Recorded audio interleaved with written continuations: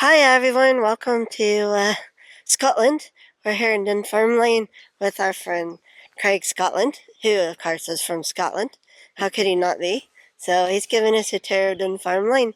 I didn't realise it, but Dunfermline, just north of Edinburgh on the other side of the Forth, the Loch Forth, was the capital of Scotland before they moved it down to Edinburgh. So this here is a palace behind us that was well, let's see. You can read from. Yeah, well, I could read it. Yeah, but Charles the First was born here, the last Sassanach monarch, or I guess even Albanach monarch that was born here. And then also I found out that if you look over here this way on the bell tower there, or the tower anyway, it says the Bruce King Robert the Bruce. King Robert the Bruce. That's it, King Robert the Bruce on the top of that, and that's because he's actually buried here. So we haven't seen his grave yet, but we're going there next. So I just wanted to bring that to your attention and say hi.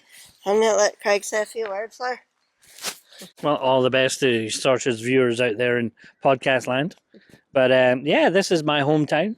Born here back in the 70s, but it's a glorious place to come and visit, full of ghosts and history.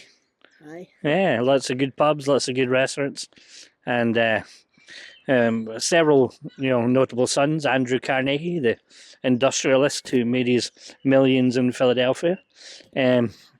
We do have our own Carnegie Hall. I got to say I've played there. I haven't played the New York one, but I have played the Dunfermline Carnegie Hall. But yeah, he blessed hundreds of towns all over Dunfermline with swimming pools and libraries and yeah, lots of good deeds. We'll pass you back to the girl in charge. Got a Margaret. So that's, you see, I didn't even know that. So there we go. So there's a lot to see. We might go down to Edinburgh with our wonderful local guide there and do some more podcasts from there. So I'll let you go now. So slán away.